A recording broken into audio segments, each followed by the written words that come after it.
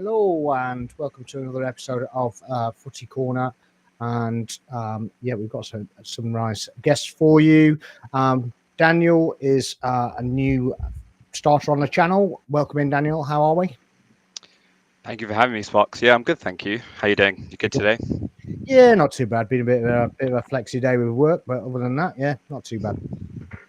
And we've got Tabs, who does his own the Grove podcast. Welcome in, Tabs. How are we? Yeah, good. Looking forward to this. Thanks for inviting me along. Yeah, you're welcome to. We need more the merrier. We need more people to be taking up the mantle, as it were.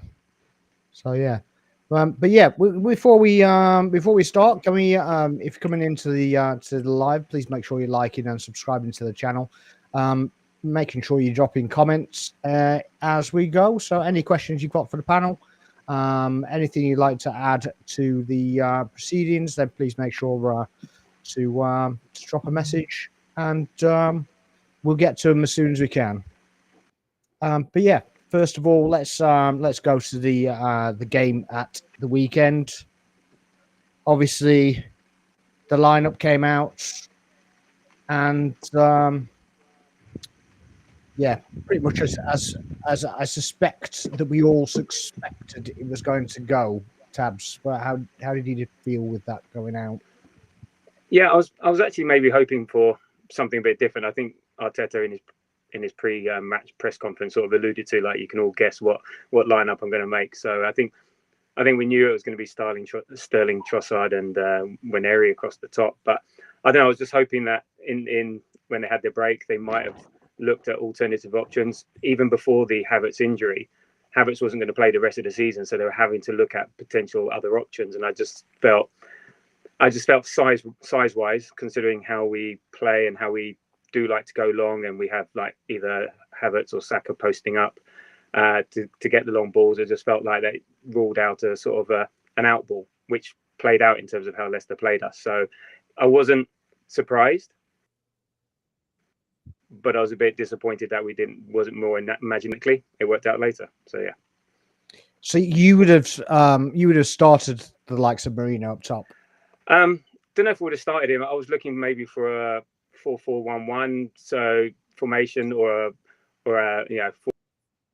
4-5-1 or something like that. Just basically finding a formation without Sterling, and that's not to be down on Sterling. I was just thinking maybe we could have a midfield five with Merino, Odegaard, Rice, Partey, Nwaneri, and then we have Trossard up top. So then you could maybe have, I think Rice was actually trying to play as a sort of a second striker. He saw him crashing the box a few times. He had that very Merino-esque header in the first half.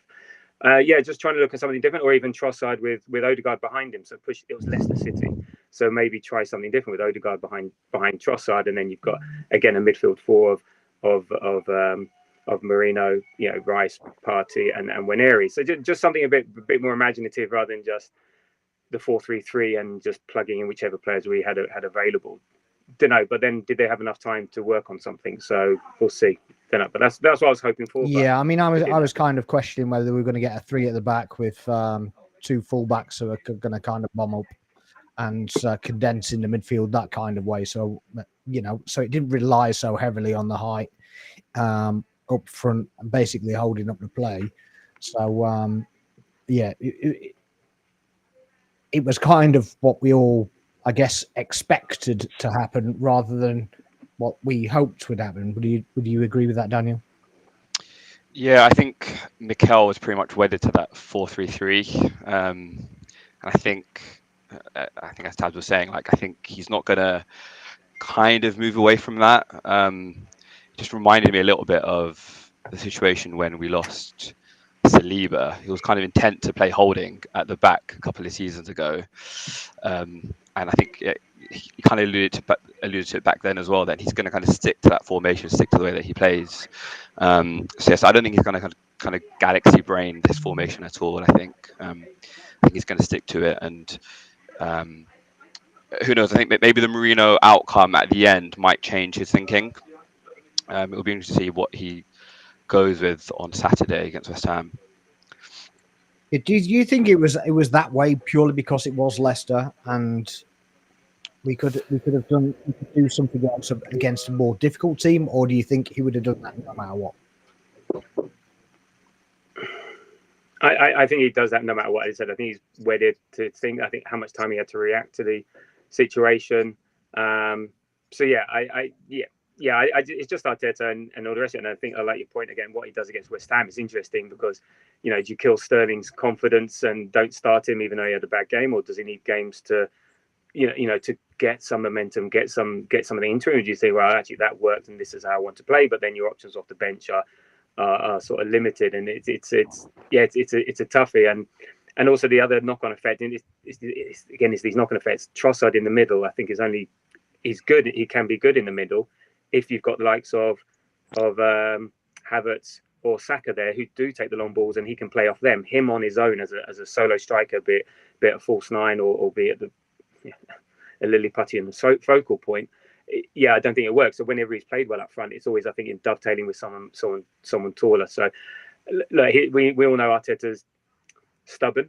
It can be good, can be bad, and he knows everything better than us. I asked this question myself, and my sense is that, I know we're leaping straight into West Ham and you want to talk about Leicester, but my sense is he'll stick with the same starting front three just to give it one more go. It's at home. West Ham aren't that great either, and I don't think he wants to. It's a toughie, but I don't think he wants to kill Sterling just yet. Yeah, I kind of agree with. Go on. Yeah, sorry to cut across. I think it could have been a tactic as well. Let Leicester kind of tire out and then chuck on Merino towards that latter stages, knowing that we'd keep it tight at the back. Yeah, I think that's a fair point as well, because obviously, we knew we were going up against a low block. It always annoys me when teams play a low block, because the commentating is such like, oh, they're defending really well and they're doing this, that, and the other. They've got 10 men in their box. You can't break through it. It's impossible to get through, really. So you're relying on them coming to you, which they're not going to do. And they always do it for like the 41st minute. They start coming out, and then they were getting a bit of confidence up in the 70th minute, kind of. So they started going at us a bit, but they only really came out once we scored. Yeah, I think that their game plan is, look, they would have taken a point, against them. No matter, we had a good enough starting 11, we had a good enough squad to beat Leicester. They're 19th in the league. The only game they've won in the last 10 was against Tottenham. So that just tells you where they are. And I think it's like when you always have a lot of these lesser teams in inverted commas come and play us, be it at the Emirates or away, is that they want to be in the game at 20 minutes to go, which they were, and that's their game plan. Don't lose the game. Don't lose the game. Don't be out of the game. Be there 20 minutes, and maybe we'll nick something. And they were an MLS toe away from nicking it, and we weren't coming back from that. And the way they set up and the way they played, and because of our formation, there was a couple of things. Because we were lacking pace and height up the front, they could really press our back four, because going long was hardly an option. I know, we do like to go long, and not in a negative way, not in a Stoke way or whatever. It's an outlet ball, and we win the first ball, second ball. But that option wasn't really available to us. So they were able to press the back four. So we'd have to, and then they were able to press the front line because we had no pace. So basically, it was just so congested in that middle part of the park, and you saw the amount of offsides that we were getting. That anything that we were trying to do over the top, or trying to do that. Sterling doesn't have the pace, and again, I'm not being down on him, but he was trying to nick that yard because he just knew he couldn't outrun them, or we knew we just didn't have the first or second ball winners. So yeah, they could really congest it, and then you're right, and they got to keep it tight. Something might break, even though there is, and be in it, and we may get something from a mistake, which I said almost happened. Yeah, I mean, we did try the out ball, didn't we, Daniel, a couple of times, and it just went into no man's land. There's nobody there to take it, and it comes straight back. You're basically just begging them to come on to you. Yeah, literally. And I think it was just, I think you mentioned the offside. It was really frustrating just seeing Sterling wander offside so many times, as well as Trossard. and you think, just hold your line, hold your run, and you might be in business here. I mean, there were a few bright sparks in that first half. The Rice header was one moment, but it was very, very few and far between. It was a really, really kind of turgid watch. Very, very un-Arsenal like for that for this season anyway. It was almost a bit of a throwback to lockdown Arsenal. Yeah, it was kind of a little bit. That horseshoe. Yeah, I kind of I get where you're going with that. But there was no presence, was there? There's no out, and we haven't really got any pace to break on the flanks either. So it was kind of a bit disjointed and a bit. Yeah. But what do you expect though, considering you're missing your front line top, your first three front line, and your first and reserve. Jesus. Yeah, exactly. I mean, excuse though, no. Yeah, pardon. Yeah, it's not an excuse apparently, according to people. It's not an excuse, but you can forgive it, and it's going to take him time to work it out. You're playing with your. Unless you're a Liverpool fan, you can't forgive it. No, of course not. Yeah. Yes, and I liked your ribbing of them in the last show. So and I've had my fun online as well. Jesus, no self-awareness, as you say. So I think this is what we as fans are going to have to expect and get used to over the next few games. Is that this is not a fluid. This is not a relationship front three. This is a make do and mend front three. Even if Merino comes in, it's still and I think we need to be patient, and maybe playing away was a good thing for us as being the first game afterwards. So the away fans are always behind the team in away games. You don't get I think they're a bit more patient and a bit more forgiving, and I think it's funny. I had this in my head. I said, no, it's fine. I'm going to accept it. And then when you're watching, you go, oh, bloody hell, why aren't we doing this? Why aren't we doing that?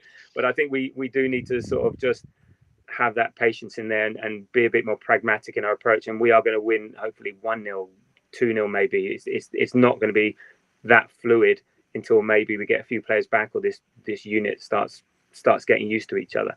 But I was disappointed. I thought coming back from Dubai, it would have that energy and energy from the rest, but it seemed like the fact that we hadn't played for a while had the opposite effect. I don't know if you remember the first game back from Dubai last season, Tabs. It was Crystal Palace at home. Yeah, 5-0. It was 5-0, but until we scored that first goal, it was a goal for set piece as well. It was a bit of a slow start. It took us some time to get into it. We needed red as well a couple of times. Actually. Exactly. Yeah.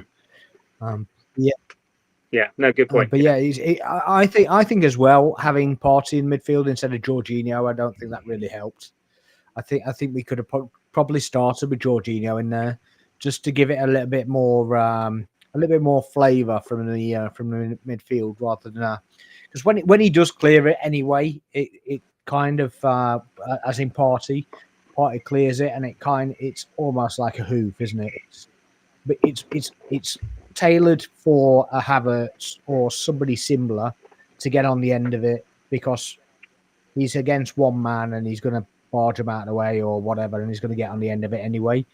Whereas, obviously, Jorginho is going to take that little step back. He's going to look for a pass, and he's going to spring it out to the left or spring it out to the right or whatever. It's not going hoofing.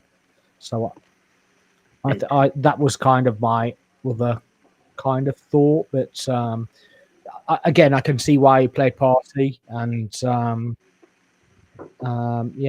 Bess has just come on now, so I mean, it could be argued he's been our best midfielder in parts.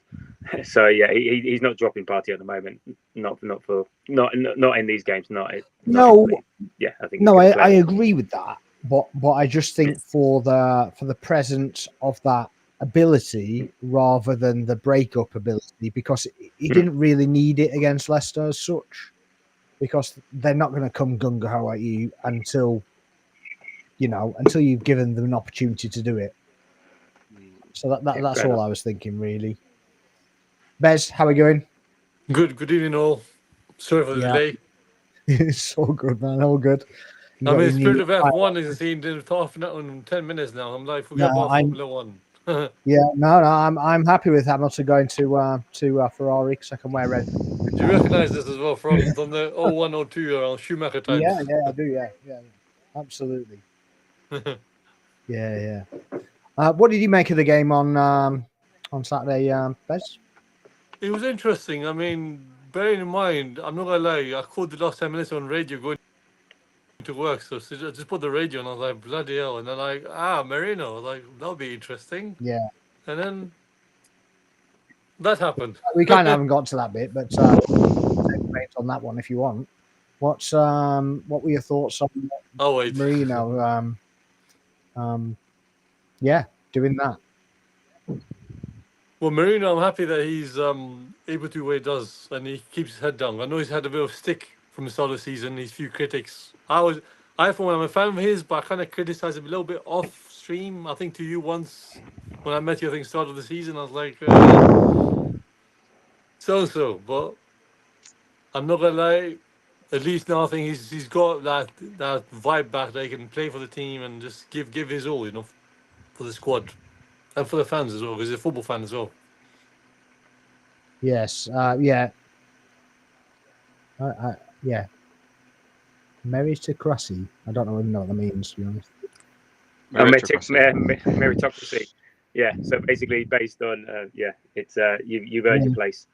So that's why he's reckon he should start. Yeah. No, but that's fair enough. What would your take be on starting Merino for the next game? Wes, would you do that, or would you play the same way that we played against someone?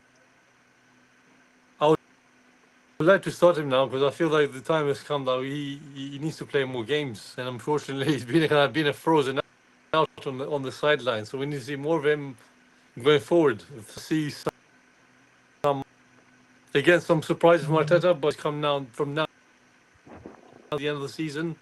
Just keep things simple, work as we say. I mean that is something we can basically say.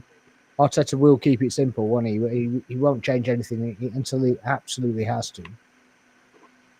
One thing I say to you before I finish my segment, I really want Partey to stay in midfield, not at right back for the 100th time. No, nobody wants to see him at right back. But in fairness to Arteta, he didn't really have much choice in that situation. We've lost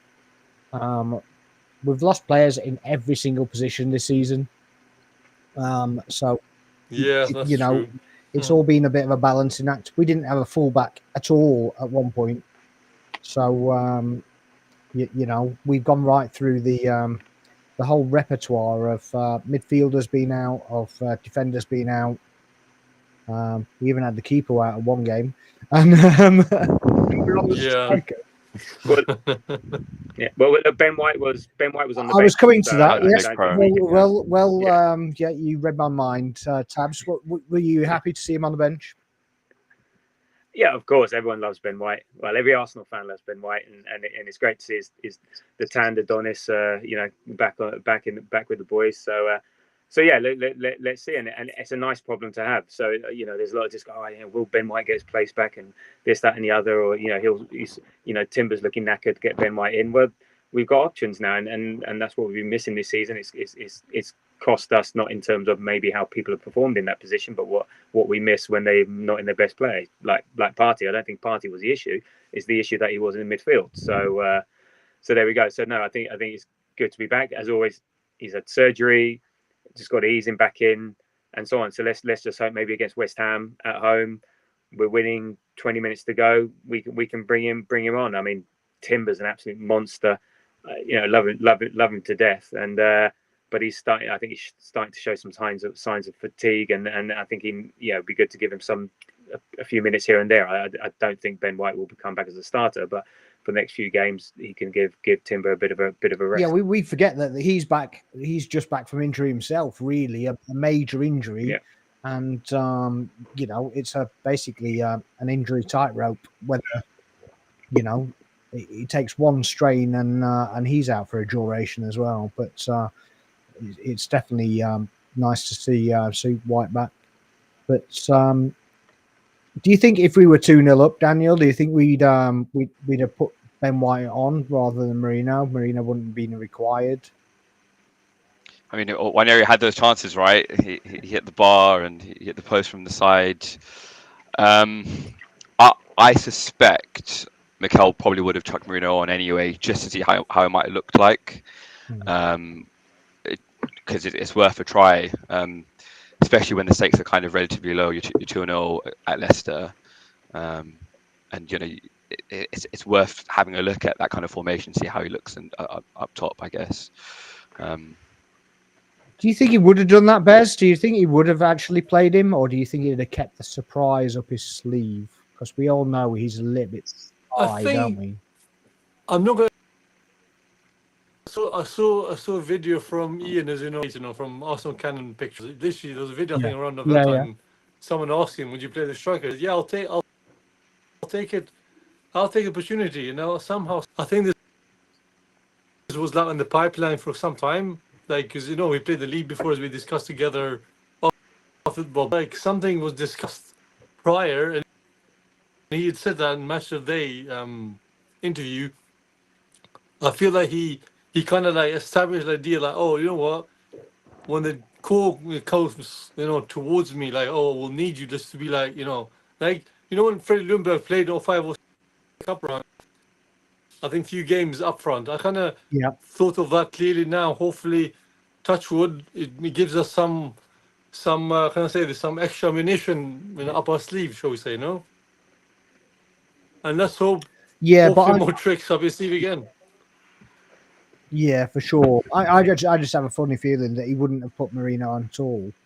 He'd have literally, if it was 2-0, he'd have left it at that and saved it for West Ham, just for that little ace up his sleeve sort of thing, and also give him another week to kind of work on the whole model. Yeah, I don't know. I think Sterling's not a 90-minute player. Sterling's not a 90-minute player, so he would have had to make a change. So he had the choice of either Merino or I'm not sure I can pronounce it, but Butler or Odeji were the only other attacking options. So you either change your formation if you're taking Sterling off, or you just replace, either put an academy or the experienced guy. So I think Merino was always good. I think Brez was right. I think he was always going to come on at some point, just out of necessity, irrespective of whether we're winning or whether we want to try something different or whatever. Yeah. I just think Sterling was a bit of a passenger as it was, for the first 70, let alone after that. So that's where I think he would have. I think the other thing which Mikel has done previously is played Tierney on left wing, especially during that period when he was in every single press conference kind of crying out for a striker.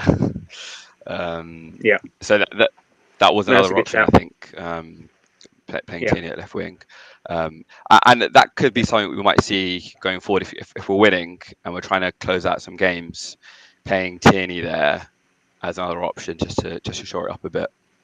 Yeah, he did come on with very late in the game, didn't he? I wonder if that was just to get some life in his legs, in case he needs to do that again against West Ham. What do you think about that? Just killing time. I don't know. I can't remember who he came on for. Was it when Who did he come on for? It was Waneri. I don't know who came on for. Yeah, maybe just killing time. Maybe to give Waneri the ovation that he deserves from the fans and stuff. It's just a here you go. Here, get you in bonus. Type substitution. I don't think it was anything more than that. Fair enough. So obviously we've got the Villa Liverpool game tomorrow. What do we think is going to happen with that? You already know what everybody thinks. I know what I'd like to happen. I think we're all in that boat. But if Liverpool are ever going to play Villa away, now's the time to do it. Bailey, Konza, Cash, Torres, Onana, Kamara, and Barkley all potentially out. Yeah, they've got their back four is shot to bits. So Bailey's doubtful. Konza late Feb, Matty Cash muscle injury, few days. Torres late Feb, Onana hamstring, another one. It seems to be de rigueur to get hamstring injuries these days. Kamara muscle injury out to March. Ross Barkley's not that worried about that. And as for Liverpool, they've got Gakpo and Gomez are out. But what happened to Gakpo? I saw him limp off in the game at the weekend, but I didn't see what was wrong with him. Just a knock, it says, and I think it got confirmed today that he's going to miss the game. But yeah, Villa are depleted, and they couldn't beat 10 men Ipswich at the weekend, and I think Ipswich were down to 10 men for quite some time. Yeah, so to the first half. Yeah, like everything with Liverpool this season, and it's not better. It's just falling for them. It's just everything's being presented to them, and good luck to them, and who wouldn't want that? And we've had our fair share of luck and all the rest of it. So yeah, this is the time. When it's your year, it's your year, right? Yeah, exactly. If they get a draw, I'll be happy if they get a draw at Villa. I'm not expecting anything more than that. Yeah, do we all agree with that? I mean, I'm in that boat as well. I think that the absolute maximum's a draw. But I expect Liverpool to win. Anybody else have anything to say on that matter? I agree with the draw as well. Could go just a draw. Sorry, because I'm doing both things. It literally feels like Liverpool could either have a draw or have one of those, days as we know that they do, and then they still cry about certain decisions as we saw last time. I mean, against their so-called rivals. The hope is there, right? I mean, Wolves got one back on the weekend, and you could see the nerves were just settling a little bit, both for the crowd and the players. So you never know. You never know if they're struggling. Again, I think, like you said, Sparks, I'd be thrilled with a draw. And they're still dangerous. Daniel Marlin, Watkins is there. They have some dangerous players, regardless of the players being out. John McGinn always tends to put a 10-star performance against us, so he's there as well. And they're at home, so if there's the time to drop points, like now's the time. I'm all out of prayers. I'm just like, it'll be what it'll be now. For sure. Yeah. But they're looking nervous. Not looking nervous, but I think they're anxious, not very far from anxious. And look, they won out against Wolves at the weekend. It wasn't convincing. I mean, they didn't even have a shot at goal in the second half against Wolves. They won out. Great challenge, and look, they'll say, "Oh, that's what champions do," and yada yada yada. So, but I don't think it doesn't take too much to scratch beneath the surface and get some anxiety in there, and it'll be interesting to see how they deal with the pressure, because all the pressure's on them. I think I think it's easier to chase than lead, and I think they're just showing signs. Started with Everton last week. If something doesn't quite go their way, it'll just be interesting to see how they react. They react to that, and so I think Villa are suffering the opposite to us in terms of they don't have any defenders, but their front line and midfielder are good. And so you're right. I think Daniel, as you said, I think their front line, they're dangerous. I think Rashford played decent at the weekend.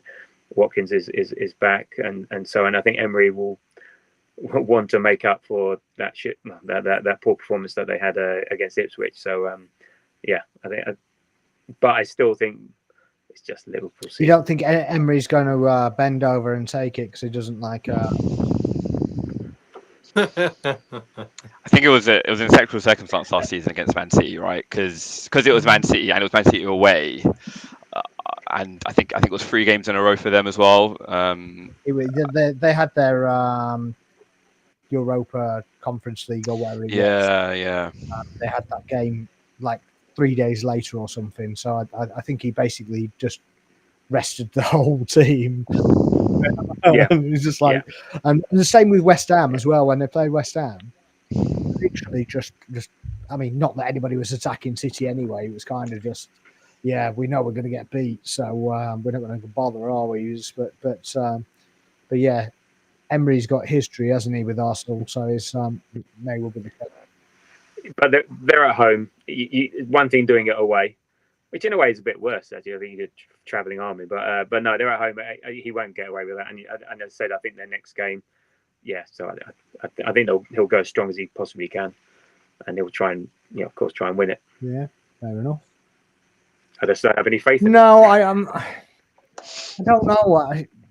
Like Daniel said, they've still got the forward line. So the forward line is the potent part of it, if you like. And if there is a weakness in Liverpool, it's their defence, because they attack full on, and then maybe they spring a trap on Virgil, and he can't turn quick enough. Or fullbacks. It would be nice if or the Man United. There's narrative everywhere.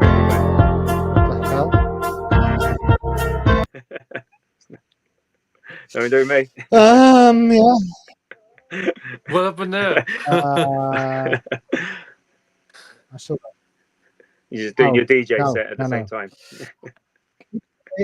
But I think I was watching the YouTube earlier on, and it's diverted, and it's literally that's his intro. He's just like, "Yeah, cheers for that, thanks." Yeah, but there's the narrative with Rashford. So Man United boy downing Liverpool. Yeah. Who knows? There's the story there already written in case he. I'll take one of those free kicks. Yeah. Despite him not scoring, like he looked lively. He looked like he had a point to prove against Ipswich. And I think he did something Sterling didn't do, and that was actually run at his man, or not run directly at him, and actually go for a bit of space by the side of him, just trying to draw him into a foul or actually get past him.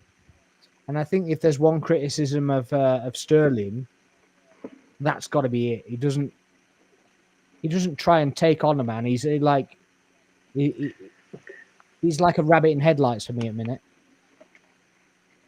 He's just shot of confidence, really. I mean, that's just smacks of someone who just doesn't have confidence. If you got confidence, you find that extra little bit of burst. You find that bit of extra energy.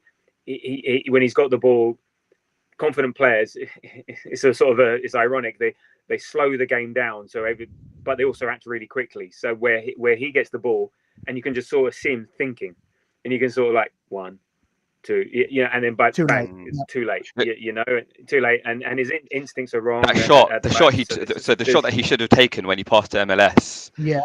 The shot was there for him to take, but you could see the confidence wasn't there. Confident player just takes that shot like instantaneously without thinking. Yeah. So I think there's still a player there, but he's just lacking something there. I think he's gone. I'm hoping. Okay, maybe I'm hoping. I'm hoping that we have to. This is it. Yeah, like you say, we have to, and we have to hope it's the former, in that he just needs a few games, rather than the latter that he's absolutely finished. And I'm pretty sure we all know what we suspect has happened, and it's absolutely the other way around. But we need to cling to something, don't we? Really? Yeah, we have to get behind him. There's no point just calling him out at the stadium, and then it's hard not to. When 60,000 people go. Jorginho sigh, right? Do you remember that? That was like literally every time he got the ball, Jorginho, and he'd get to that point, and he'd get everybody's hopes up, and then it'd just be, Well, was in the Bradford game. The Bradford game, he just slid in, he just missed the open shot in front of him. I was like, you just had to poke it in, That guy. He gave me many sleepless nights. That guy gave me flashbacks of when Ibury got booed and got taken off. In fairness, though, he recovered well from that. But he did. And the fans should never have done that. To be fair, but it was harsh. It was harsh. I'm surprised we haven't had done a big love-in for Waneri. Yeah. It's just like. Night and day, the performance between Sterling and Waneri is just seeing the two kind of polar opposites. Non-confident player versus confident player. Yeah, but you say that. I mean, and that is true. But Waneri was better than everybody on the pitch. There wasn't a good player on the pitch until he stepped up, really. And I was quite impressed with Sky that they didn't go with the 2 goal scorer, even TNT. And yeah, was it TNT? I can't remember now. Yeah. But yeah, I was quite impressed that they went with that, and they went, well, he's head and shoulders above everybody else. He gave another 2-finger salute to Mr. Cundy on Talksport. That was one of the things I was a bit quite impressed about. Did you watch the Talksport afterwards? Yeah. Actually,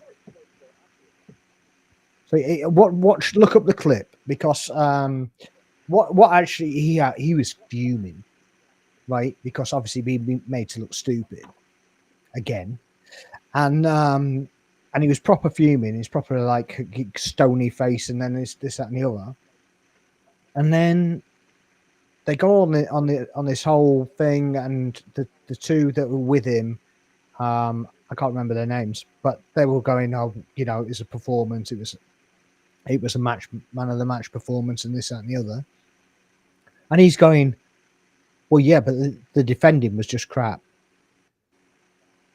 And you're like, what are you on about? I wouldn't take much notice of them. I tend to avoid I do as well, as far as football's concerned. But I thought that was a really weird take as well, that you just like,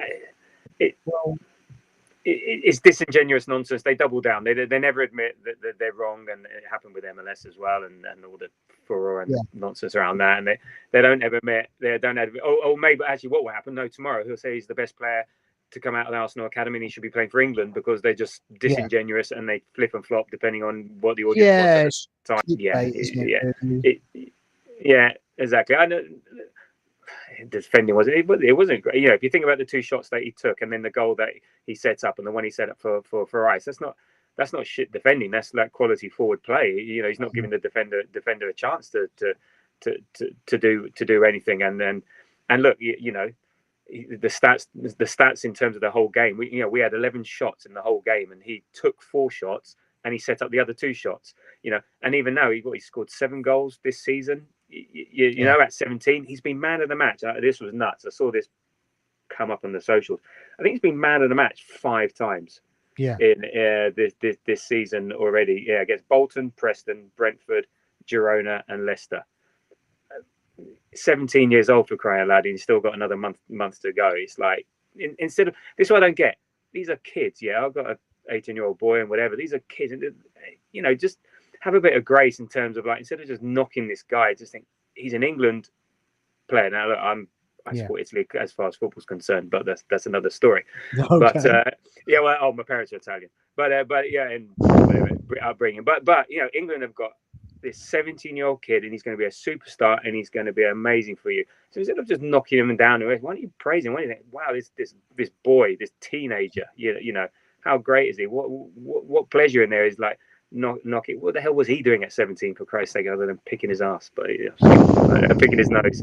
You know, it's just we've got to be celebrating these players, and we'll do it the same if these players were in other teams as well. Like, you know, we may be envious, but you're not going to, like, you know, dump all over a kid at the end of the day.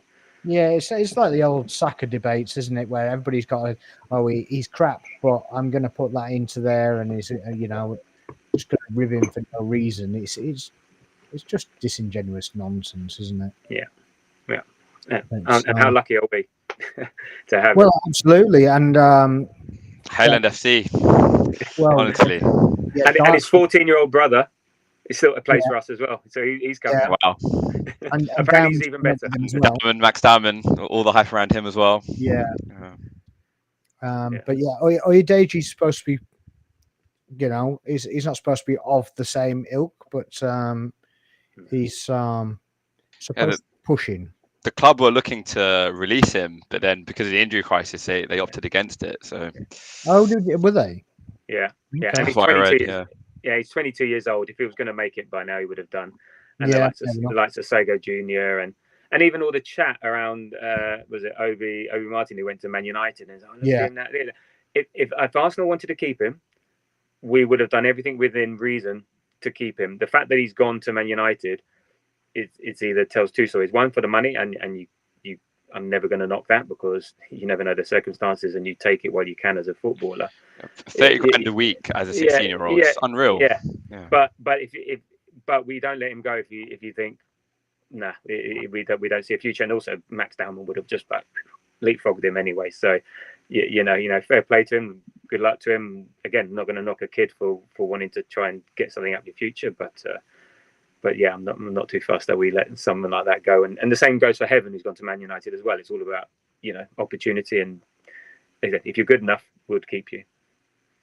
I mean, learning off those centre backs as well for the likes of Heaven is absolutely. What's he going to learn at Man United now? How to hit the head corner, you know, the side of your head out for a goal kick or a corner. Yeah, he just baffles me, but they made his choice. Yeah. And just on Lewis Skelly actually, because I thought he had a reasonable game. I don't think he was in the game that much, but when we do that, touch, if he doesn't do that, we lose that game, don't we? Yeah. And what's impressive is that his foot got stuck in the ground, and the fact that his legs must be just so solid, so strong, because you see him when he shields the ball, no one can get him off it, and it just to push his foot through the ground and just get that toe poke. Yeah, it was. I thought the confidence to do that as well, given what's gone before in the Wolves game, for example. I thought that was a very brave thing to do, because he was literally stuck in the ground. Yeah, that could have gone anywhere. His leg could have gone anywhere, really. But he's obviously just pushed it to the ground and basically gone. I don't care. I don't care about the red. If I get a red, whatever, I'm getting a touch on that ball. Yeah, no, it was good. I thought it was a very brave of him. But do you actually see him staying in the left back role? Do you think? Because he's played centre mid quite a lot. Do you think him playing there, he'll play that as going forwards, or do you think he'll go back into central midfield? I think it'll be interesting once Jorginho and Partey depart. Potentially, if Partey departs, I know he's potentially been offered a new contract. I'm not sure.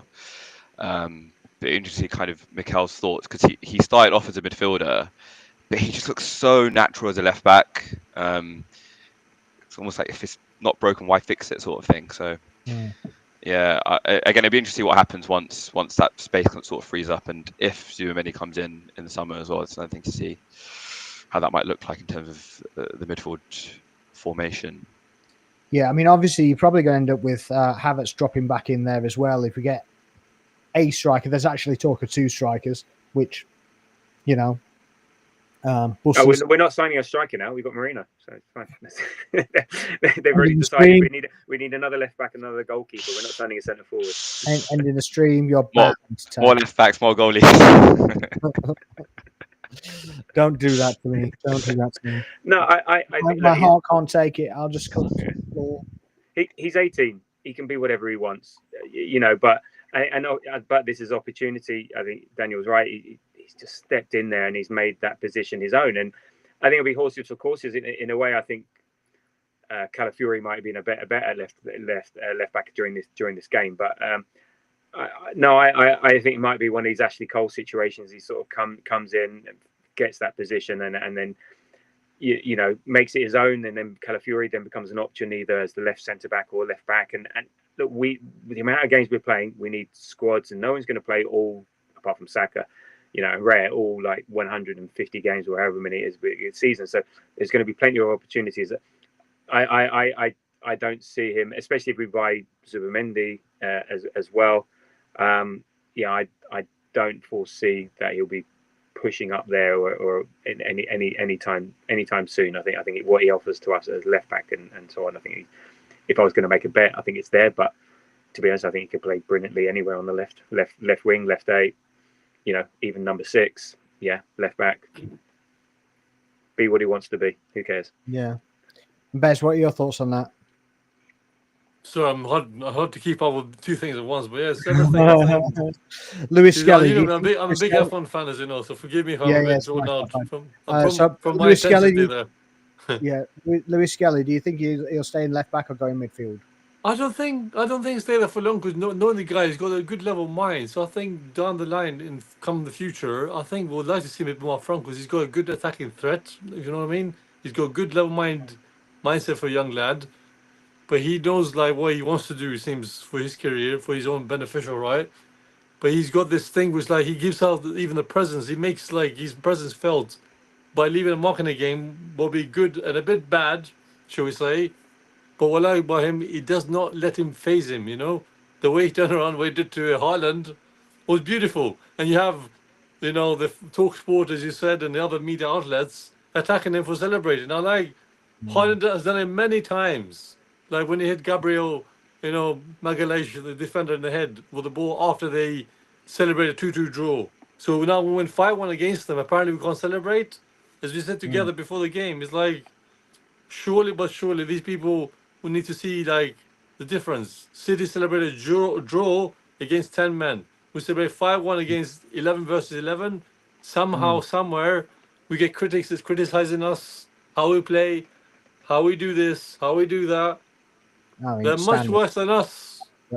If his position is left back though, what does that do to Calafiori? Do you think he stays in the left back substitute position, or do you think he goes left centre back? I think he stays on the right. Calafiori stay on the right because Calafiori is more on the right for me. Say that again.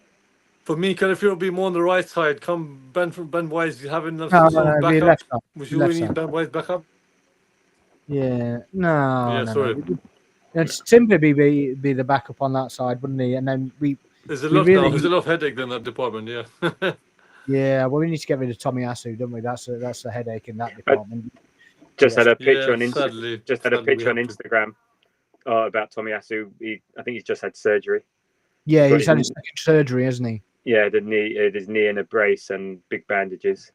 Yeah, and stuff like that. Oh man. Yeah. Yeah. So let's he say could that's model that brace, couldn't he?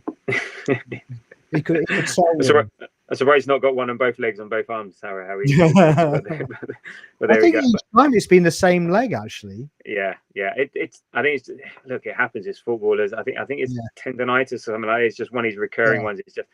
I feel bad for the guy. You know, he obviously doesn't want that to happen, and he could have been such a brilliant player for us. Just an option anywhere across the back four. Yeah, and he's been a massive miss for us, and it's not like he's done it on purpose. And then it messes with your mind because you're out all the time, and so that's why I think they sent him away, because they just didn't see any immediate future. So look, let's see. I think there's an amazing player in there. Whether we're the team to have it, because back from injury, you want to play 1 season, 2 seasons. You don't want to be a backup. You rather just go to a lesser club and play regularly and just get into that rhythm, a backup for the back four. And talking of which, in terms of Calafiori, as I said, I think we play enough games that he will get enough games to rotate either Gabriel or MLS. I don't think there's an issue there. Horses for courses, injuries happen. You know, with the thing, especially with youngsters, MLS, what is 18, when you're putting this much mileage this soon into their legs, there's maybe a bit of a downside to that. So maybe he will need to, get some time off at some point. And so, great problems to have. This is what we want. You want basically 2 starters in every position, and then that's what wins you championships. That's what wins you trophies. If we can get as much of that as possible. Yeah. So Calafiori would basically be an understudy for Gabriel, and he'd just be swapping around from that perspective. Yeah. Yeah. So, what were we expecting in the summer? I know I'm only asking this because we haven't met before, and it'd be good to get like a fresh eyes. Let's go fresh eyes of what we want to get. I'm not saying idealistic, realistic. You can go anywhere you want. Who do you think we need? Who do you see us getting? Realistically, you can be as realistic or whatever as you want. It's all up to you. But if you're being beyond realistic, just say being beyond realistic, because it's going to get clipped up and it'll be just like literally you'll be taken out of context. Oh, they expect to get bloody Mbappe. I'm already getting clipped up for that. So but yeah, just what you want and what you expect and what you think will happen, I guess. I suspect a left winger and a striker of some sorts. The Sesko link seems pretty strong, and I think the fact that we didn't go in hard for him in the January transfer window suggests that we will return in the summer. And I guess another left winger. I think the club do like Semenyo. So let's see. I mean, the dream would be Isak, but I can't see it happening. It seems a bit too difficult. I mean, who knows? If Newcastle don't get Champions League, then it's a potential. But let's see. Let's see what happens. You think those two positions and that's it? And Zubimendi. Zubimendi seems to be pretty much set to come. So probably 3 positions with an outlay of between 150 to 200 million potentially. But let's see what happens in the summer.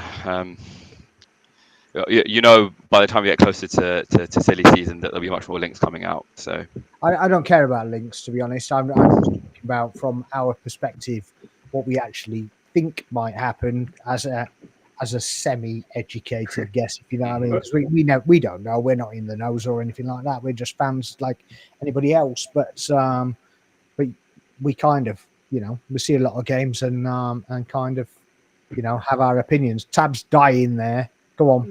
No, it's fine. I'm just looking at my notes from a previous podcast. Look, this summer is going to be massive because not only do we're going to lose 2 midfielders, so Jorginho and Partey on their way out. So do we need 1 or 2? Whether it's Zubimendi, he already changed his mind on Liverpool. Has he got a pre-agreement there? City are looking. So we need 2 midfielders. Will we go back for the Norwegian guy? Bit of creativity. So we're going to have to plug some gaps there. And this is maybe where MLS comes in. Don't know. And then we need 2, possibly 3 forwards. Sterling's going. Jesus is out for an age. We know we need another left-sided player. We know we need another centre forward. So that's already like potentially 3, 4, 5 players. And then we need a goalkeeper because Neto's not going to be there. So we need to get a goalkeeper in. So then that's another one. And then depending on what's happening with Tomiyasu, do we need another defender? Because Kivior may go. Tierney's going. I wouldn't be surprised if Kivior's going. Zinchenko's going to go.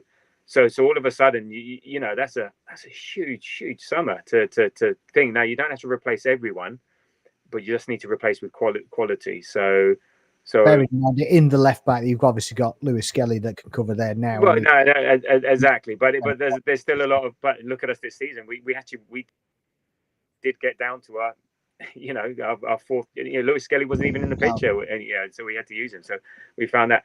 But the biggest issue is actually now we're going to also get to contract renewal time. So the expiry. So you've got Saka, Saliba, Gabriel, Martinelli, and Jesus all expiring in 2027. Okay. So we've got to also get those contracts renewed because then we've got to have decisions. Do we sell now? Because someone like Saliba, left, 2 years left. Madrid are already sniffing around. Do you take the 100 mil now? Do you wait another season and take 40 mil, or do you let him go for free? And this is what happened with Liverpool because Liverpool were making some executive changes behind the scenes, and they dropped the ball on contract renewals, and that's why they're in the shit now with TAA, with Salah, with Virgil van Dijk, because they rebuilt their midfield, but they dropped the ball on this. And this is why I'm a bit concerned with not having the sporting director there in terms of who's managing this, who's making sure this happens. Are we going to drop the ball again? So this summer's huge, and we don't always do all the business that we want to do. So we're going to go into next season, sure, like we do every season. I hate to say it. But we'll also be excited because we'll have done business, and we all want Isaac. I'm like you, Daniel. I'm skeptical. Do we blow 150 million of a 200 million budget on one player when I've just listed out we need 4 or 5 players and the contract? So it's going to be interesting, but at least there's no European or world competition that we're involved with that should impact it. Yeah, fair. Bez, what are you thinking? My lot, actually. I do want a goalkeeper, a good backup to Raya, no matter what. I do want maybe maybe a defender to throw in there. Definitely a midfielder we need, given the situation of Partey and Jorginho's situation, what's going on with their contracts, I personally do want the striker. Will be, as Daniel says, Sesko. I do like. Sorry, my bad. He said Sesko. Yeah, I do like Gokarej. But there's this I thing love which needs. Gokarej. Yeah, pardon me. It's a lot to keep up with my F1 love and my football love at the same time. I'm getting a bit like, my adrenaline is like trying to say, contain yourself in a podcast live video. Hang in there. Yeah, he's hyper at the best of times. Hey, don't tell me my secrets. He told me that day in City, no? I'll buy you humble pie next time. Fact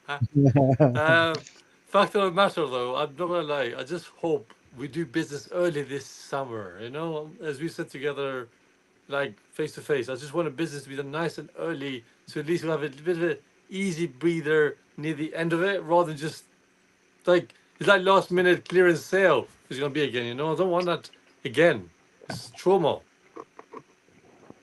But I just hope Arteta's learned his lessons now, and hopefully, given his 6th season now going to his management, surely now he can see they can take matters in his own hands and just tell the club, I want this one, and that one, and it's just, just basically to summarize, just buy what you need, but make sure you keep the ones you need and get the ones you don't need, and sometimes that's the best way, I think. No. Yeah, that's fair enough. Daniel, you got a run, did you say? Yeah, I have to dash. Thanks for having me on. Yeah, and, no problem good at all. chat to you soon. Nice See you one. later, guys. Yeah, I might see you the weekend. Yeah, all right. Take care. See you All later. Yeah, Bye. Bye. Well, there we are. Yeah, I don't agree. I don't disagree with any of that, really. I'd love to have Isak. Don't see it happening. I just don't see it. Even if they get Champions League, I don't see it. I think we've got. No, and Newcastle hate us. Well, They hate us. So they don't want to sell to us. yeah, I mean, they all think it's a sideways step coming from us, from them to us for some reason. But that's their choice. It's whatever they think it is. But yeah, I just don't see it happening. I'd love it to happen. I think Shesko or whatever his name is the most likely option for that position. I can even see another one coming in, another lesser valued striker, and a 25 million, maybe an upcomer somewhere around there. Etikiki, if I've pronounced that, I probably destroyed the name completely. But yeah, there was rumours of him. So that's got a bit of legs, but I think then what it does, it obviously pushes Havertz further back, and then that takes care of a midfield position. MLS can cover left back and or midfield, pretty much like a Zinchenko did, but I actually think he's better than Zinchenko. Obviously, Zinchenko will probably get sold, probably get a bit of money for him in the 20 million euro mark, somewhere around there, I would have thought. Obviously, like you say, you're going to lose Jorginho, potentially Partey. He might get a 12-month extension, potentially. That covers right back as well. It doesn't. I don't want it to cover for right back. No. I think that's what I was thinking. He's facilitated positions, and when we were struggling, he's had to go in there. So, Yeah, I don't know. I think we'll get this one good season out of it. There's also all the unproven stuff behind the scenes and all the rest of it, and stuff that that's hanging around, and obviously the club will go on what they know. But yeah, I think it'll be just time to part ways with Partey. So I think we've not got lucky, but we've seen in the past and seen in the past where we're relying on players to stay fit, and thankfully he has stayed fit this season, but his track record isn't there. So I think this is maybe where lessons learned is, and it's like no, we've had the good season from you. We're gonna have to move on. He's sort of aging out a bit. Take the let him go and take the Saudi money, and there we go. Yeah, we get nothing for him, but we've got the most out of him this season. Well, we make his wages back, don't we? Essentially.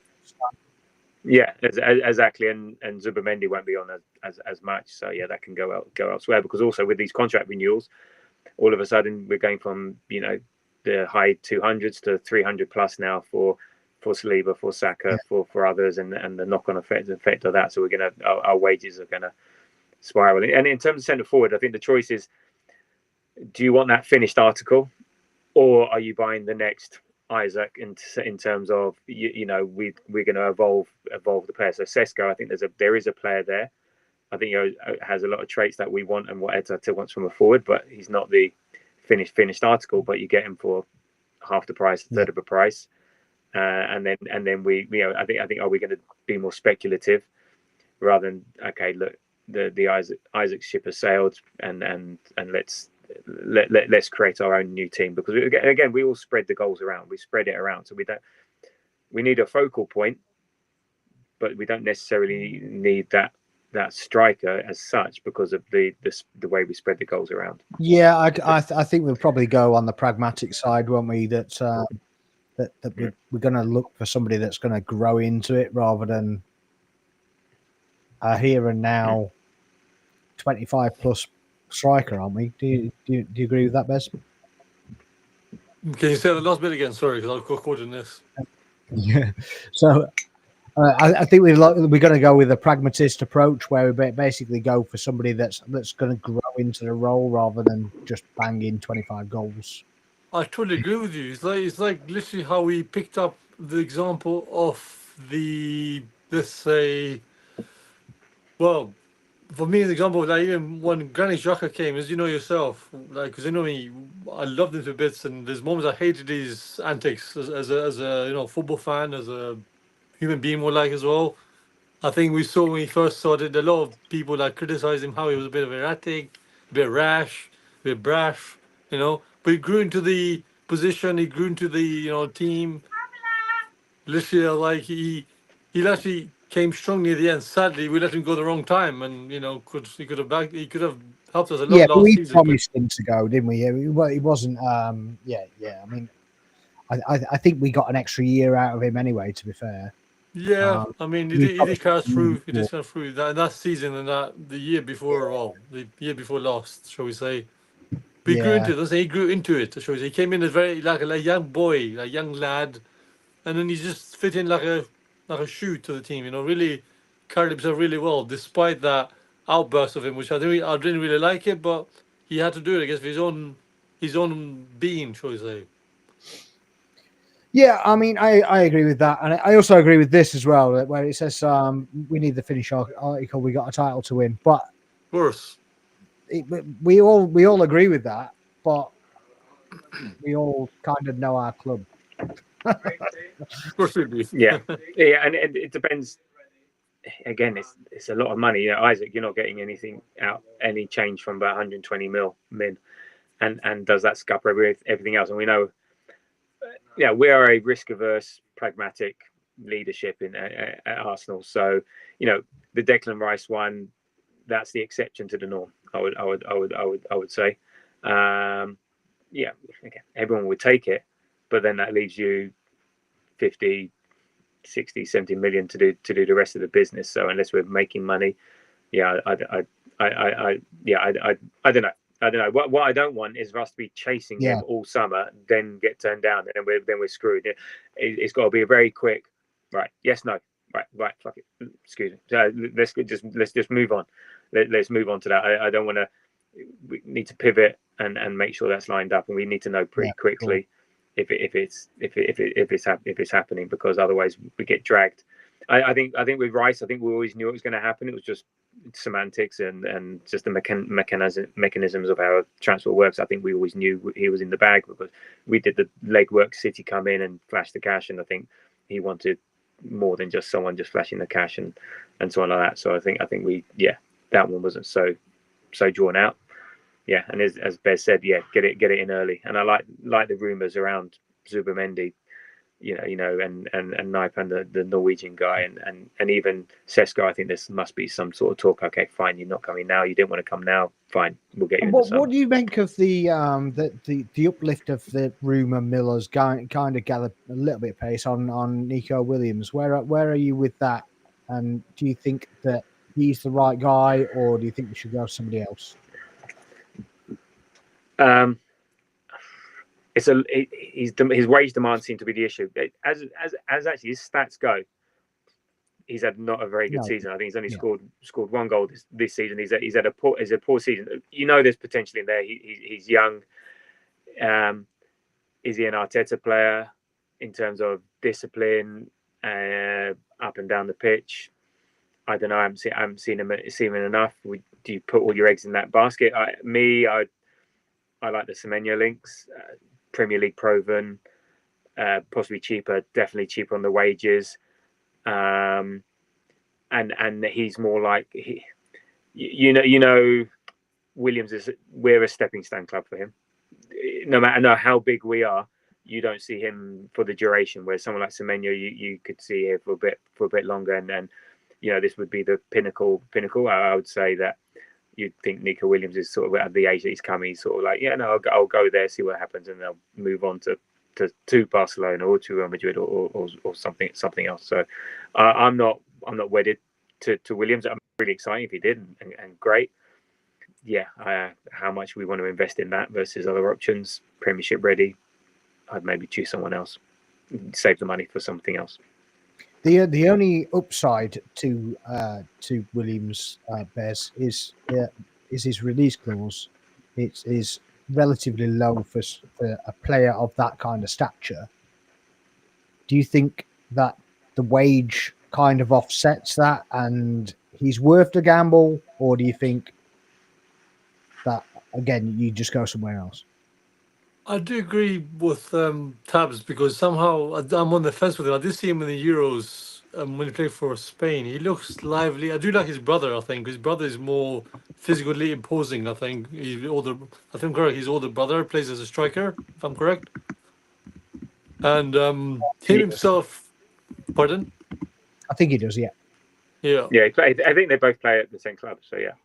Yeah.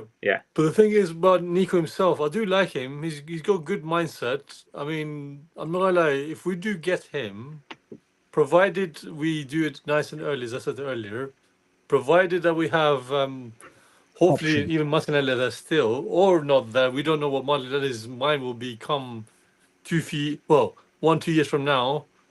And because I don't want to lose him for free suddenly, because we invested heavily in him, big time since day one. I, for one, do want to see this guy coming in. Yes, if he wants to come, but don't go around chasing around like cat and mouse game, because that one will not give the club a good name again, unless us as Arsenal fans will not enjoy that. I, for one, do want to see it done as soon as the new season. Sorry, the new current season is. Current season is over. Pre-season was into it, yes, but at the same time, we need to pretty much man up and just go for plays we need, basis on how last summer went. We literally left it so late, so last minute. It's something didn't feel right. I know for a fact. Yeah, I hate to say I think they were trying to get money in to cover other positions. I think that was the problem. I think what was happening is they took care of positions that released players from the positions where we could gain money for them, but the incomings took so long that you couldn't get the outgoings done. They were done too late. So I think we just opted to keep them. Yeah. I think that's it what it was 1 in, 1 out, wasn't it? Yeah, one out, one in. One in, 1 out, 1 in. Yeah, but yeah, he got to the point. Obviously, with Calafiori came in first to release Zinchenko to go, and I believe he got injured anyway. So that probably scuppered that anyway. So I think what was probably going to happen, he was going to go off the books, and then they go for a striker, but obviously never happened. So there we go. Yeah. I mean, it's interesting to get your thoughts, because obviously we haven't Tabs we haven't met before, and different people have different different thoughts on the process. So one last question then before we wrap up. Is the title gone? And if it isn't gone, what needs to happen in the next week or does it? Have we got longer than that? Well, it's not gone statistically. so until it's mathematically over, it's not gone. Mm-hmm. And we just need Liverpool to drop a number of points, and for us to how many points? How maintain many our current points? You need to put some kind of line in the sand. Where's the okay? Well, I don't want them to win any more points for the rest of the season. Yeah, I know that's unlikely. Look, so we're 7 points behind. Yeah. We go to Anfield.